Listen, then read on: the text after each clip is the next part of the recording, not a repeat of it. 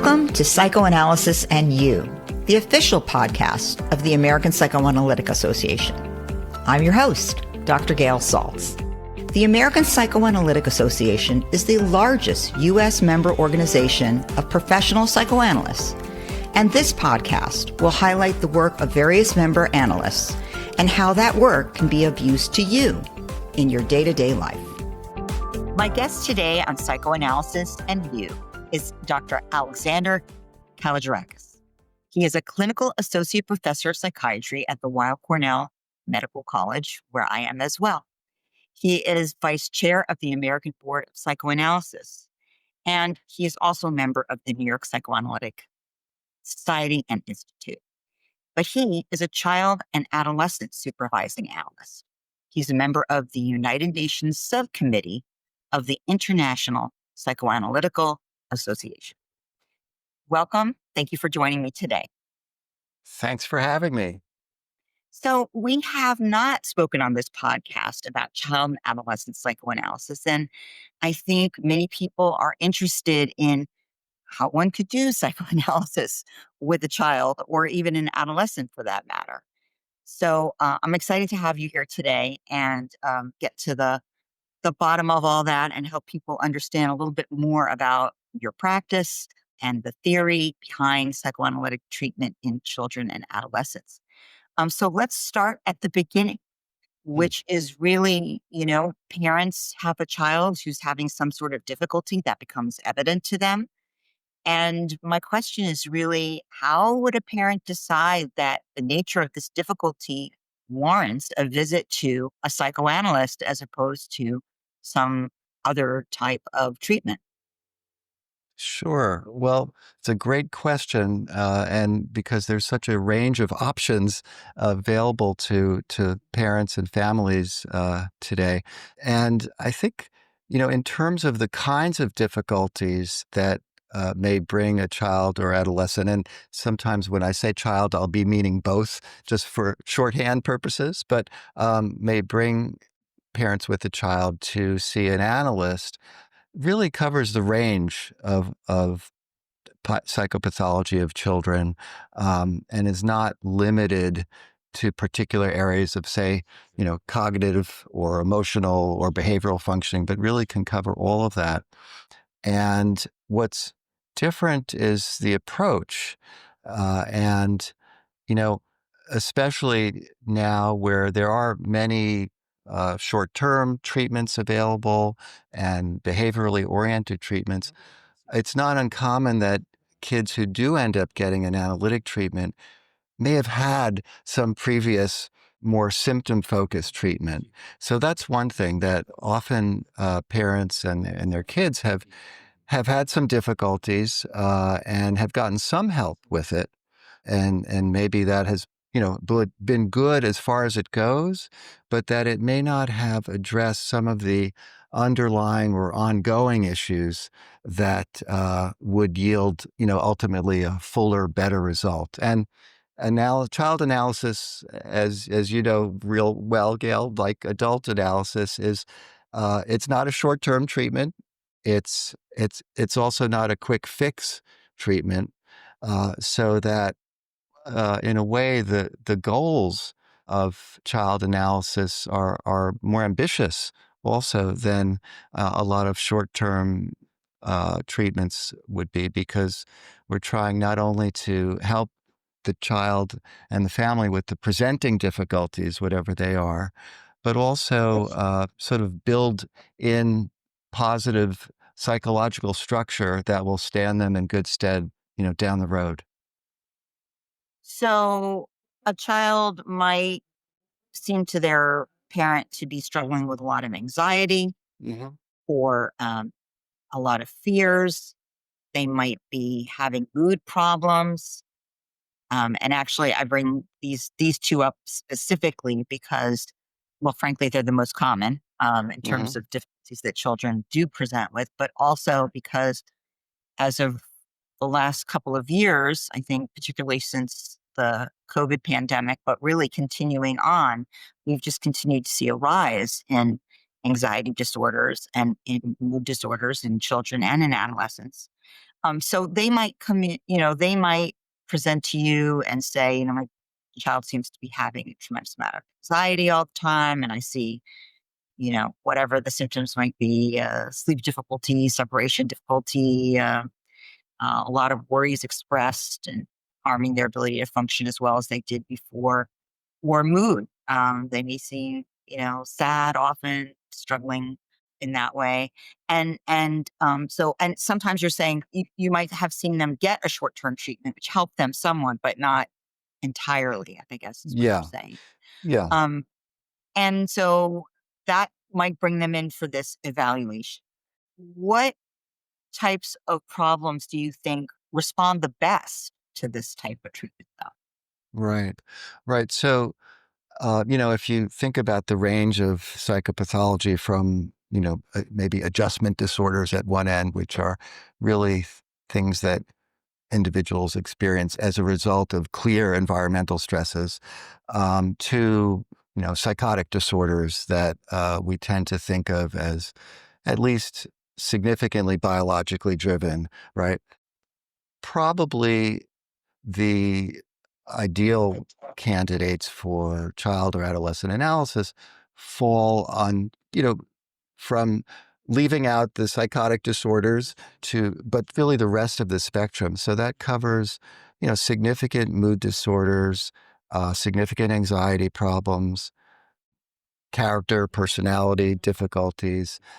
So there's a wide range. And again, one of the things that is sometimes the case is that a child may have had some symptomatic relief from another intervention, but that, one thing we know is that symptoms, particularly in children and adolescents, can migrate over time and can evolve over time. So, for instance, a lot of kids who may have primarily anxiety symptoms prepubertally may develop a depression in adolescence.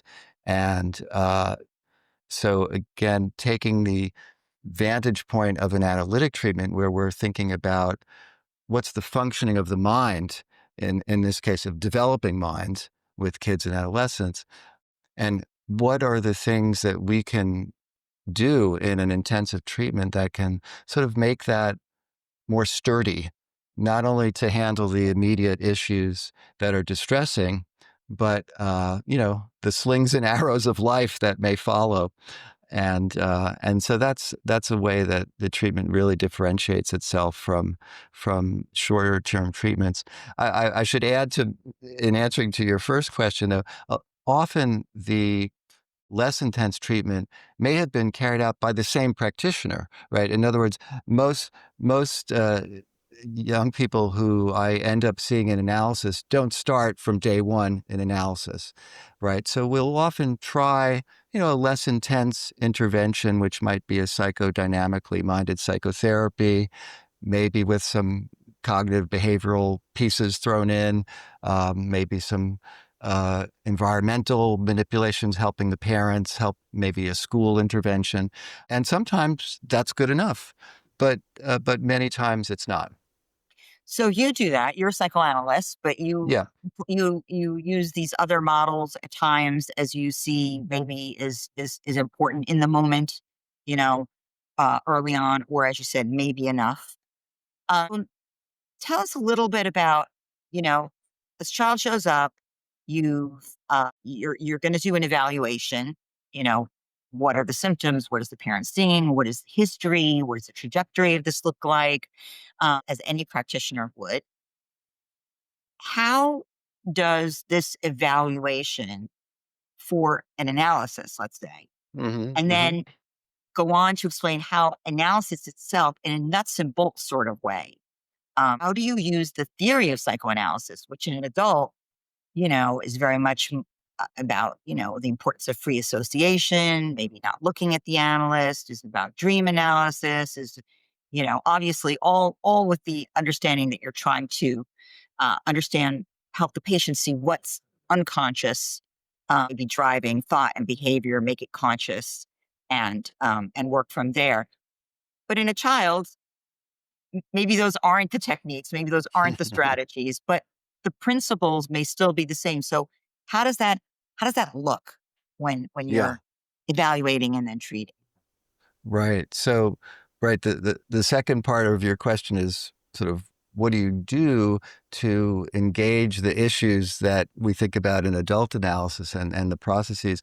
And the first part about the evaluation consultation phase, part of that is also assessing whether a child has the capacity to engage in this kind of therapeutic work. So practically speaking, usually evaluations are not concluded in one session. We meet with parents, we meet with the child individually, we may meet with parents and a child together. This is all in terms of gathering information. So, as you said, just like any good clinician, we want to learn about environmental factors, about biological factors, about school issues, if the kid's in school, the whole range of functioning that's relevant to healthy life. And as I'm doing that, I'm trying to narrow down where might the problem lie. So if a kid is fearful about something like a phobic symptom, is there an immediate precipitant to that? Something that happened? Okay. Well, sometimes there is. And then, but often there's more to it than that, because we know that if 10 kids or 100 kids are exposed to something that is, on the traumatic spectrum in some way, not all of them are going to react the same way, right? So, and one thing about an analytic evaluation of a person, young or old, is that it's very individualized, right? So I'm going to be looking not only for an antecedent to the symptoms that may be pretty obvious, but also antecedent to the antecedents, right? What about the youngster's functioning or the family dynamics or whatever it is might make this particular youngster more vulnerable to becoming symptomatic, say, with some external event. We're also, I mentioned family dynamics, we're very tuned in to, what actually happens in a family. And in adult psychoanalytic work, usually the family resides in the in the patient's mind, right? It's the versions of parents that we all carry around with us.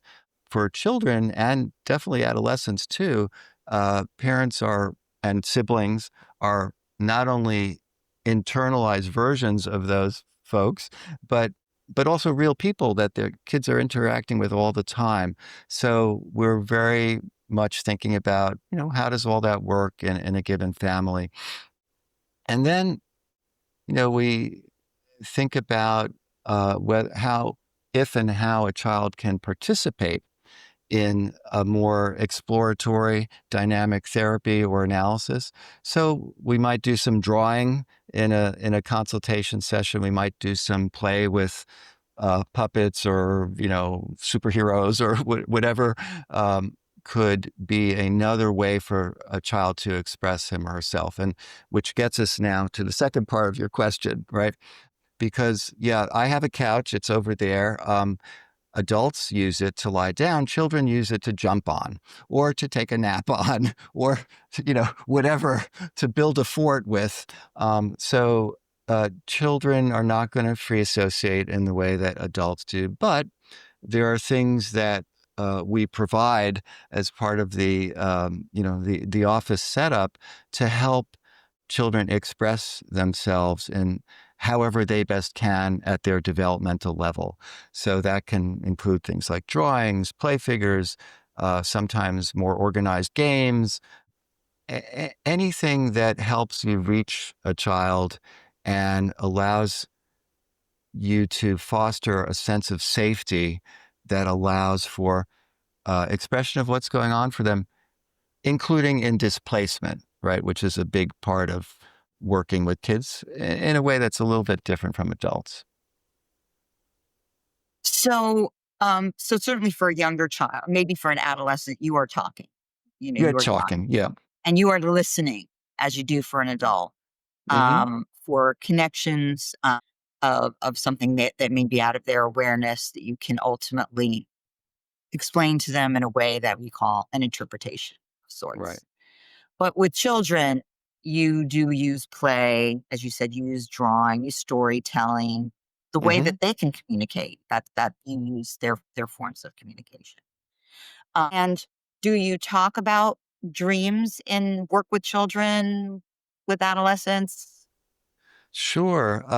It's interesting with adolescents, depending on, sort of where they are and what they've been exposed to. Sometimes adolescents love the idea of telling you about their dreams because it's sort of mysterious and maybe a little fanciful, but also, oftentimes, at any age, you wake up from a dream and you feel you've had an affective experience.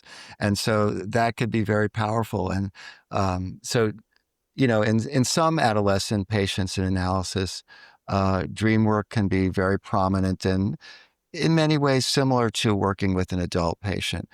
With younger children, sometimes you hear about their dreams from their parents, right? Oh. Because the child gets up in the middle of the night, runs into the parents' bedroom and says, a monster was chasing me or some such exciting event. And, and then we might hear about it secondhand, but we can use our judgment and, bring that into the session with the child.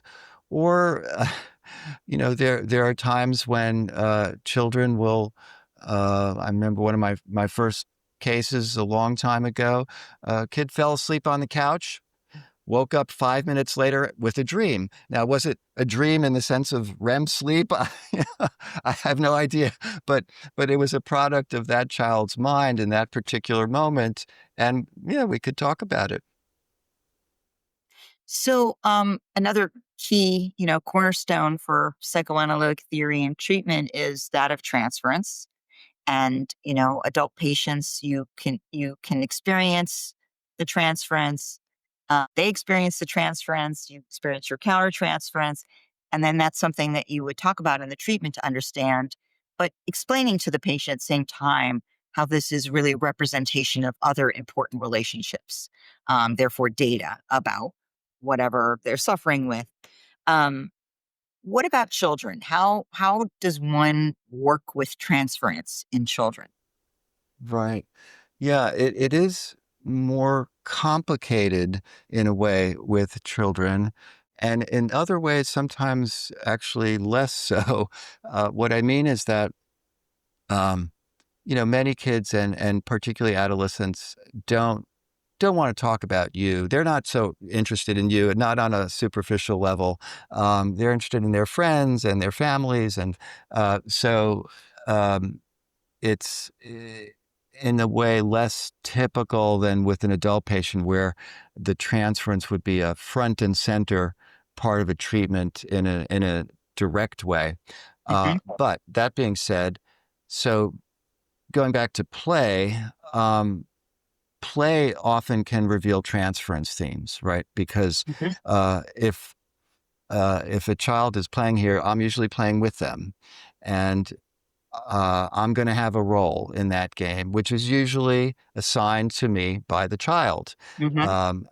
Depending on how that's going, I may put myself in there, but usually it's the other way around. And so already you can imagine that the characters in the play are representative of all sorts of things. They're representative of the child himself, him or herself, maybe a sibling in the family, maybe a friend that they had some encounter with the other day at school.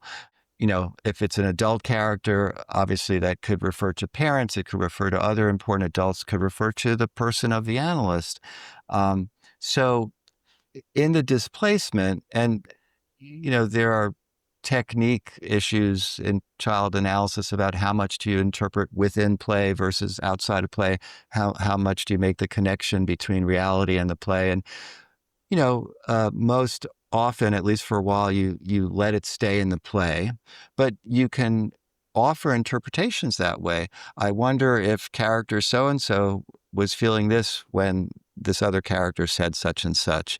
And so that it's alive, it's in the language that the child understands, but it's also a little bit removed from the reality or direct communication so that it's tolerable. The other thing what I said, sometimes it's easier, is that for some children, and this may be more true of the sort of 4 to 7-year-olds than the middle childhood latency age, kids just say things, and kids will just be very blunt. I hate you, or can you come home with me? And so now these are still statements that are on the surface of the material, right, that you want to get further with, but they're very direct and effectively alive. So it's, in that sense, it's easy to say, oh, okay, well, what would you like if you could take me home? Or how would you feel if you did hit me? And so again, depending on the developmental age, sometimes the things that we think of as more hidden in adult work and needing to be sort of worked out gradually, sometimes are right on the table. So, can you talk a bit about two things? One is sort of, is there evidence out there? This has always been a challenge for Yeah. psychoanalysts and the field in general, that psychoanalytic work, I'll say, psychodynamic work, psychoanalytic work helps children and adolescents. And also, along with that, really, any explanation of, do we know how? Do we know how this is working and really does help? Yeah. Yeah, it's great questions. In terms of does it work and what's the evidence basis for that, there are a range of studies, and I'd say that the broader picture would include psychodynamic psychotherapy along with psychoanalysis proper. Psychoanalytic psychotherapy, usually less frequent, maybe once or twice a week, but based on the same principles as psychoanalysis and really derived from psychoanalytic theory. It's as is true with adult work, it's easier to study things that are shorter and quicker than that are long. And so analysis, suffers somewhat because of that. But that being said, there's a wide evidence base at this point for psychodynamic treatments for children. There are manualized treatments that are short-term. There are more open-ended psychodynamic treatments. There's psychoanalysis itself. There are, one recent survey I found, over 20 randomized controlled trials of psychodynamic therapies for children. That's a lot. And if you include things other than RCTs, like chart reviews and other kinds of studies, there are over 100 easily. There's a review article that summarizes a lot of this material from 2021 in Frontiers in Psychology, and that looks at, they compiled, I think, over 150 something like studies that, in a broad swath, show the efficacy of these treatments. There also have been some, not a whole lot, but some studies that try and look at actually differences between psychoanalytic therapy and psychoanalysis proper. The best known of these comes out of the Anna Freud Center in London, formerly the Hampstead Clinic. This was a series of articles that came out. Peter Fonagy and colleagues did this work there.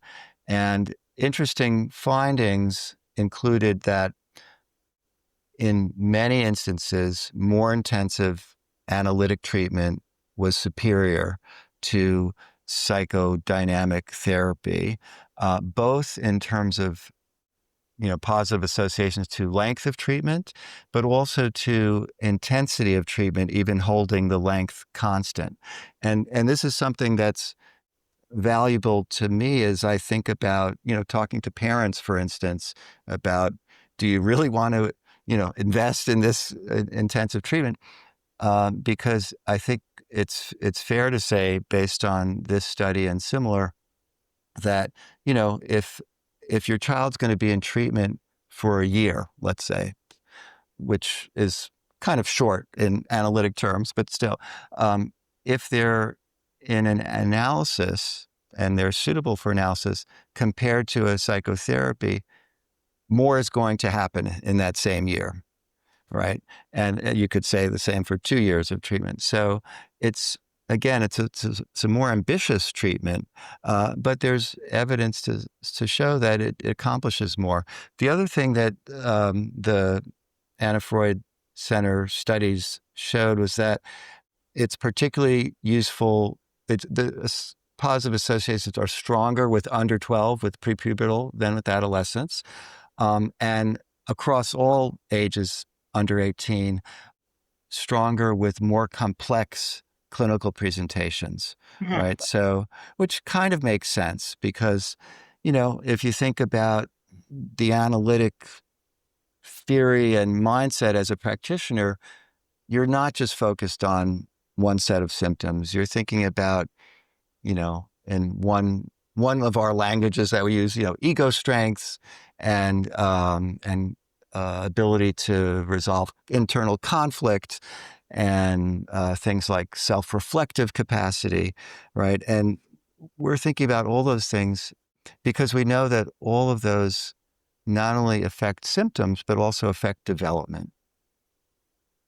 So in a sense, you're saying the way that it works is enhancing that child's ability to self-reflect, to experience their emotions and be aware of their emotions and be able to manage them through the knowledge of it, and the safety of the office environment where they learn how to do that, and to struggle with things that, I guess, in a sense, you're saying shape future development and make them really develop a certain kind of resilience, I guess, emotional Yeah, resilience. absolutely. Yeah, and if you look at the resilience literature, I mean, some of the things that this is like general psychology stuff, but improved strength in relationships helps resilience. Self-reflective capacity improves resilience. So these are things that are overt goals of psychoanalytic treatment, and with children. You mentioned, insight as, one thing that we think about a lot.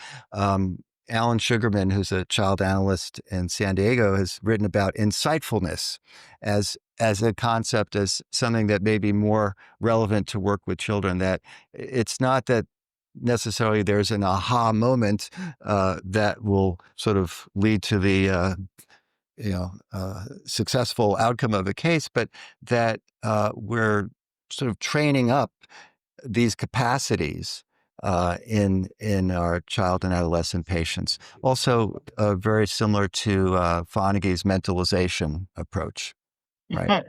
Which is another short-term dynamic treatment that's been studied quite extensively. So as you allude to, there may be parents who are like, this does sound like something I'm interested in. This is,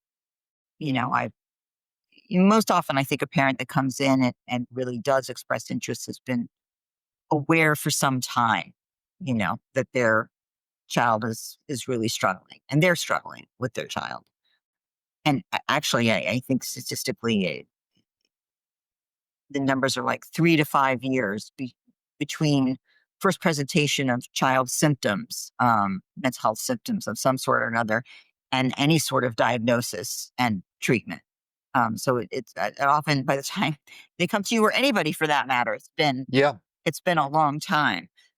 But you are talking to them about something that is not 8 to 10 sessions of, Mm-hmm. and then we're done. So, this could be costly. This could be difficult to work into a child's schedule, a parent work into a child's schedule who has to bring the child and so on. So, w- can you talk for a minute about access? And access has many, there's the economical access, but there's even just finding someone. I mean, in many parts of the country, just there aren't that many of you. There aren't too Right. many, child and adolescent mental health treaters in general, or psychiatrists, or psychologists, but certainly psychoanalysts. So, what what what can a parent do who's thinking about this, but thinking, "Oh my gosh, this just seems overwhelming. I don't think I can do it." Yeah. Well, it is true that, there are geographical disparities and, like with many medical or health services, they often concentrate in big metropolitan areas. That's certainly true with, analysis. But, I think one thing that, some of us who have this training are able to do is also to offer supervision, to people who don't have the full training. I've I've been supervising, as I think many of us have, who trained at Cornell, supervising child fellows for many years. So even though most of them will not become child analysts, they know something about how to think analytically with children. And even, there are consortiums that work across states to do this sort of thing. So that's one piece of it. In terms of access, you mentioned financial. Of course, any treatment that takes up a lot more time is inevitably going to also have a cost associated with it. What's very fortunate is that in most training centers, and we can start from our sort of analytic alma mater at New York Psychoanalytic, there are both, low fee treatments are available often with the trainee. And again, the trainees are usually folks who are completely trained in a primary specialty like psychiatry, psychology, or social work. So these are not green practitioners, but are learning a subspecialty essentially. So that's one thing that's really terrific. That most analytic institutes all around the country have, low cost treatment available. In addition to that, the American Psychoanalytic Association has a candidate assistance fund.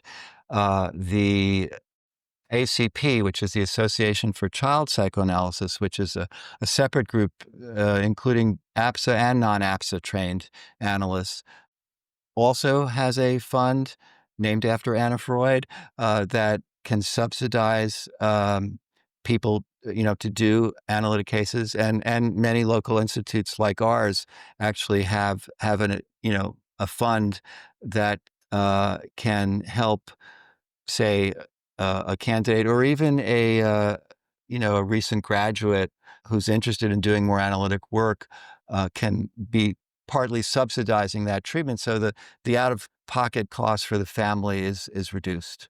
Mm, it's great to know. So people could contact a local institute, or the American Psychoanalytic, to explore those ideas. Right. For the institutional funding, it's the clinician who requests it, but it can enable the low fee treatment. Right. And many clinicians do actually offer a sliding scale treatment, Sure. if you talk to them about it, what you can afford. Absolutely. Some will absolutely do that. And what about parents? Because as you said, this is not like an adult analysis where you never see them because you're really talking. You don't want to see them. You want to just understand how they feel about these important performative family members. But this is very different. And so, I know in the evaluation you talk to parents, but as treatment goes on, are parents involved? What do you talk to them about? What do you expect from them? Is there direction to the parents? Are they really like part of the treatment? Yeah. Yeah. In general, the answer is yes. They are part of the treatment.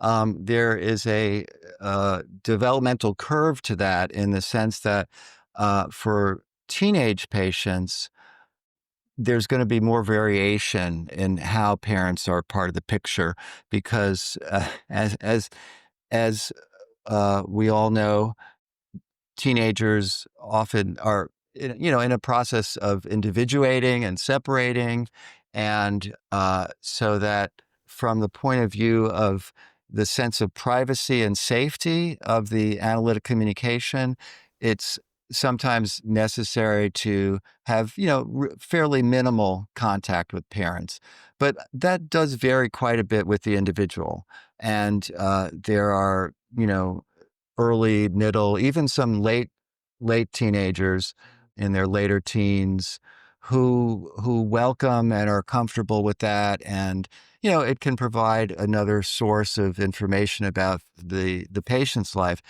which is, if we go back to the younger kids, that's one of the important functions of working with parents. Little children are not great historians. They don't need to be. It's unusual if they are.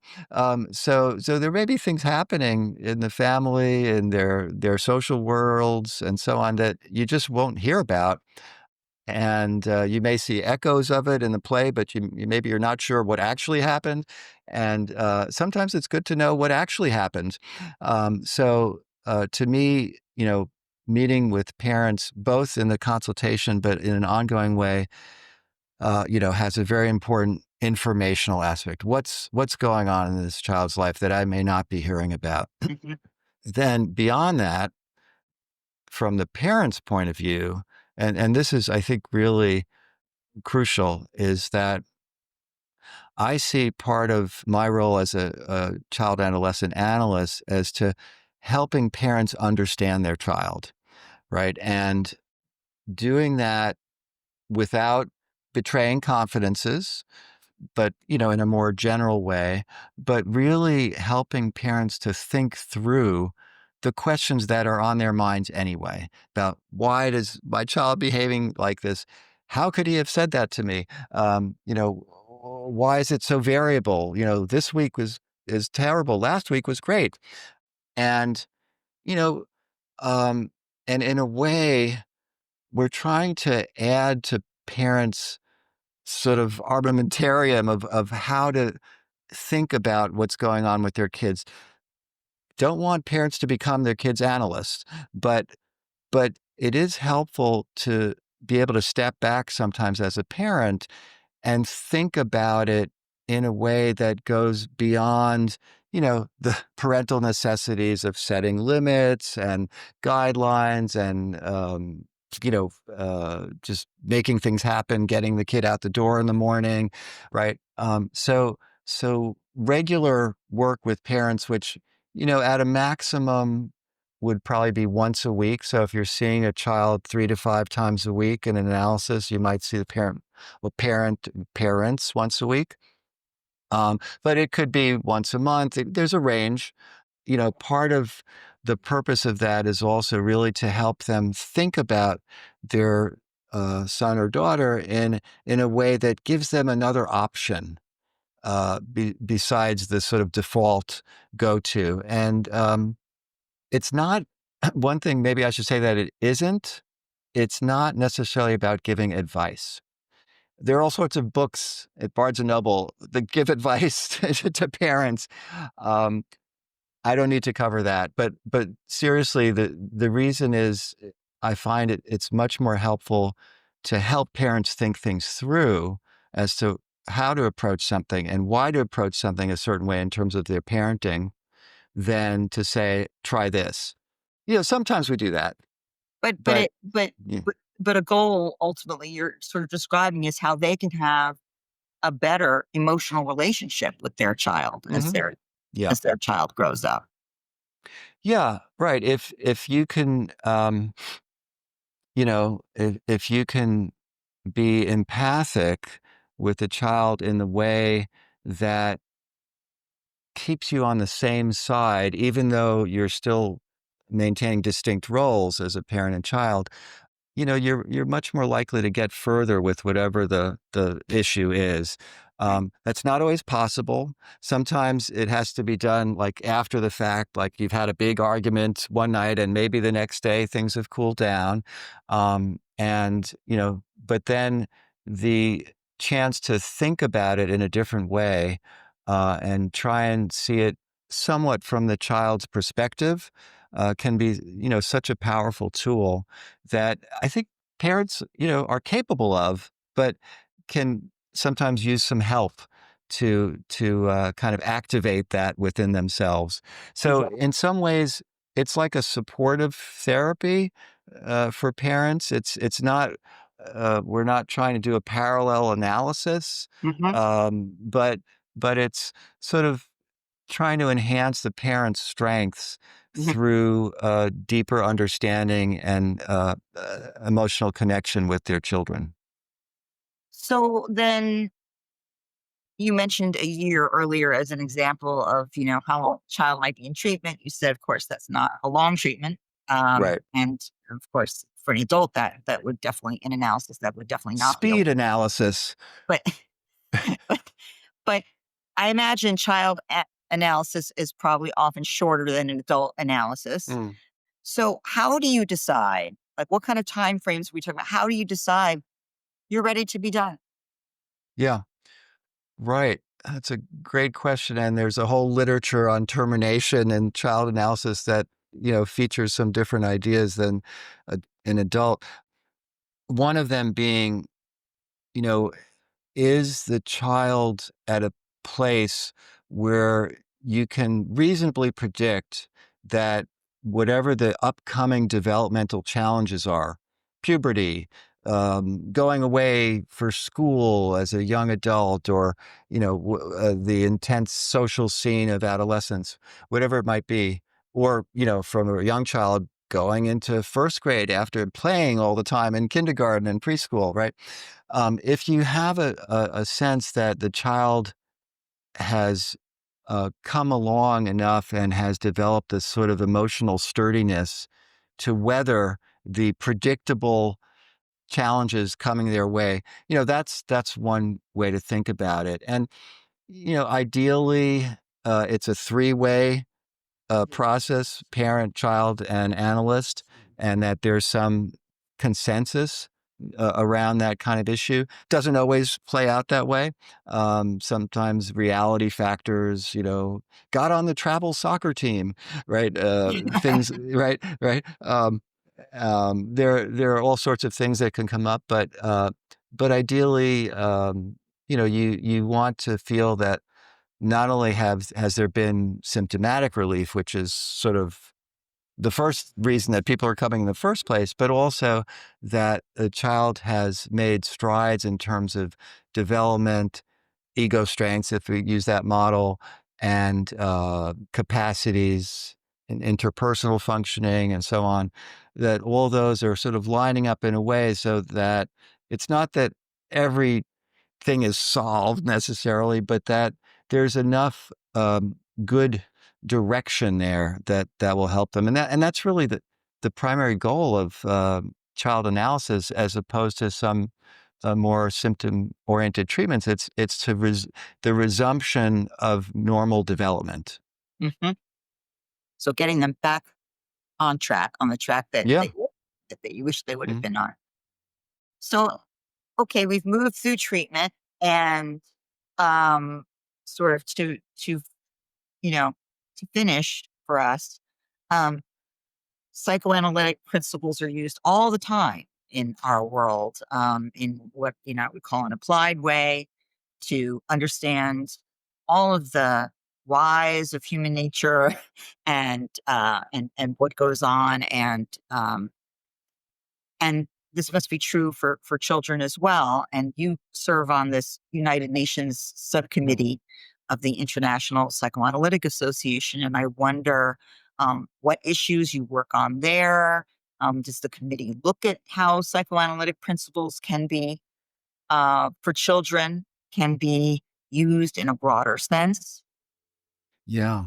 Yeah, that's something that I've been involved with for 10 or 15 years now. That's very interesting because, the UN is oriented towards improving the lives of of the world in all sorts of ways of human rights and economic development and many sort of big picture items. What what I do as part of the IPA subcommittee that interacts with the UN, where we have an NGO status essentially, is to try and infuse those discussions with things like, what are the psychological needs of children? What are the things that can interfere with that? There's a big literature nowadays in academic psychiatry and psychiatry on ACEs, adverse childhood events, and how those correlate with, later psychopathology and so on.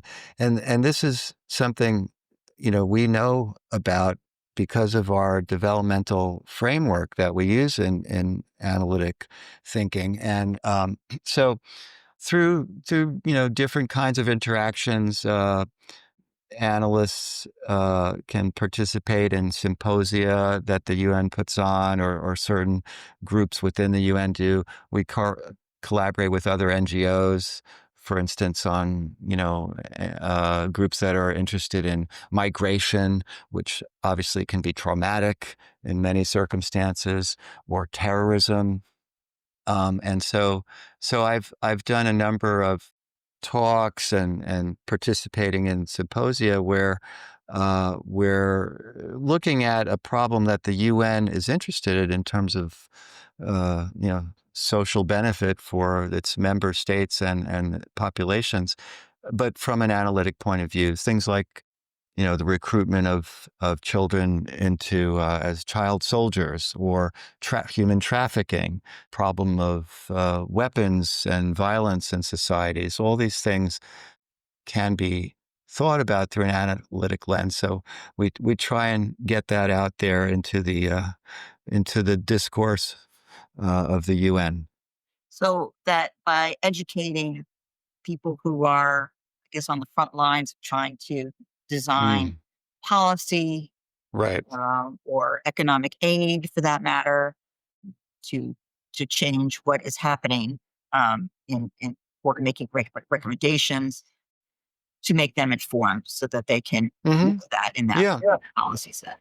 Yeah. And even things as simple as for families who may be in some transitional state in the world with migration or warfare, you know, how about some access to mental health care, right? I mean, because people will think, yes, there needs to be general health care, but what about mental health care? Right, because that is clearly, there's so many vulnerable populations, and the more we can do, another thing, we're talking about resilience before. Another factor in resilience is having a strong connection with a caregiving adult.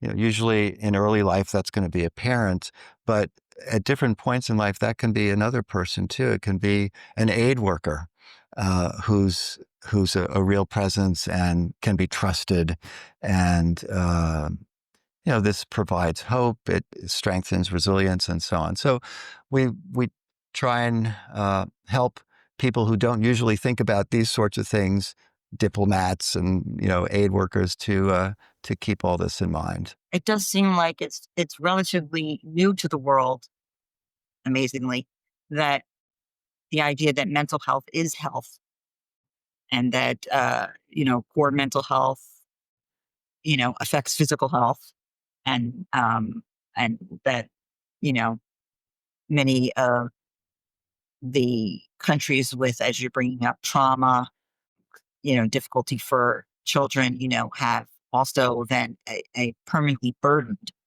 adult Hmm. population that ultimately is more costly than had there been intervention early on. That Right. these sorts of issues, it seems so important to educate people who are in a position to do something about it, if they Hmm.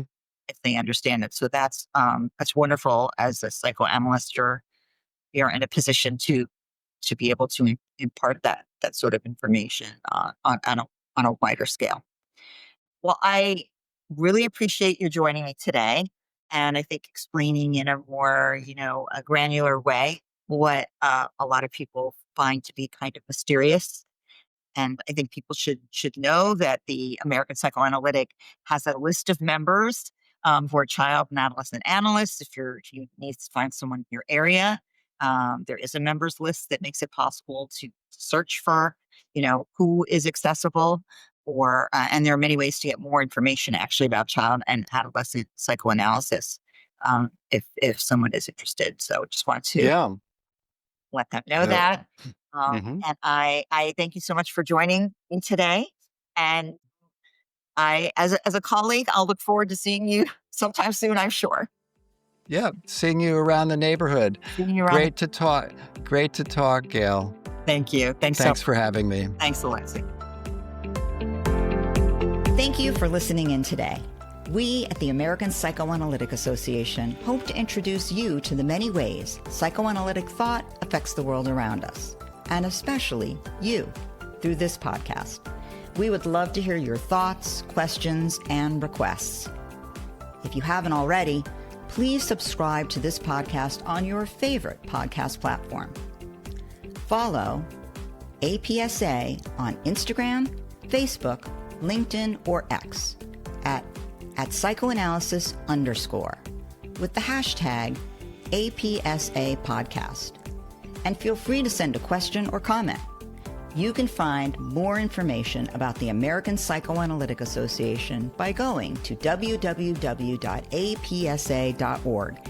and listen to more episodes and find bios of our guests online at apsa.org/podcast. If you found this episode useful, please share with a friend or colleague. And we will be back next month with another episode of Psychoanalysis and You. I'm Dr. Gail Saltz, and it's been my pleasure to be your host of Psychoanalysis and You. And now for some Freudian quickies. You sent in your questions for an analyst. I grabbed an analyst with an answer. Till next time. Will there ever be a Freud bot? How might it work? Gosh, I hope not. What matters to me in psychoanalysis is the human connection. And if there were to be a Freud bot, it might be very frightening in that probably AI can generate many competent interpretations and even to a certain extent something that seems like empathy or evenly hovering attention or some kind of active listening. But I think there's something quite horrifying in the idea that someone would spend time talking to a bot rather than investing in relationships. I'm not sure I can say how it might work. It would work the same way all of the other AI bots work, and I would say that it doesn't work well. I think you'd have to ask ChatGPT that question. And what might it say? What do you think it might say? It would ask something deep about what happened to you as a child. I don't know. Great. There certainly will be a Freud bot because that is how technology works and innovation works and our society that is, for better or worse, based on capitalism works. Somebody will try to find a way to make psychoanalysis more efficient and technologically friendly and accessible, and those are not bad things. But again, but the Council on Artificial Intelligence and the American Psychoanalyst, Analyst, the publication of APSA, have had articles on the limitations of AI, specifically around the importance of having had a childhood, which artificial intelligence doesn't have, having a body and the experience of the world that is embodied. These are things that AI is unlikely to ever be able to achieve, and why having an actual human being as part of a psychoanalytic experience and self-understanding will always be important. That's not to say that technology can't help us with mental health, but there are limits to what it can do. Why do many analysts have an analytic couch? And what are analytic couches like? If we do,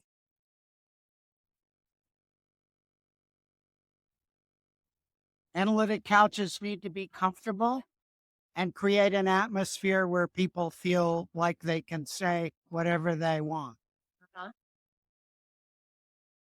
People have to be vulnerable when they're in these conversations, and couch allows you to be open. It's two questions. Why do many analysts have an analytic couch? Analysts have analytic couches for at least three reasons. One is history. Freud had a couch, and we connect ourselves with that symbol of the beginning of analysis. Another one is identity. It feels like you're not quite an analyst unless you have a couch. My first analytic supervisor suggested that I was ambivalent about being an analyst since I couldn't afford a couch yet and didn't have one. But probably the main reason is that it's a very important and useful tool to be able to free one's vision from the analyst, allows the patient to go more deeply inward and look more clearly at their own internal world without having to gauge it against the analyst's reactions. What are our couches like if we do have couches? Our couches say a lot about us. We think as analysts that we are blank slates. We're not. We are always showing who we are, and our couches are as individual analysts are. Some couches are very classical and draped with rugs like Freud. Some are very modern and clean with absolutely nothing on them, except sort of that mid-century style modern. And some are like a living room couch where people can lie down or have family meetings or just be cozy. Analysts have an analytic couch in order to allow our patients to relax and free associate without having to be burdened by ordinary social obligations, such as eye contact and managing facial expressions and so on. But really, many analysts don't have an analytic couch and work face-to-face. And if we do have an analytic couch, they can come in a variety of different sizes, shapes, colors, and so on. They're just as varied as there are analysts. Name a psychoanalytic value and how it's useful in treatment. One of the most important psychoanalytic values is the ability to hold complexity. The problems people encounter in life are often complicated. They have many threads. Holding complexity means being able to look at many threads at the same time as a way to untangle them and make better sense of one's experiences.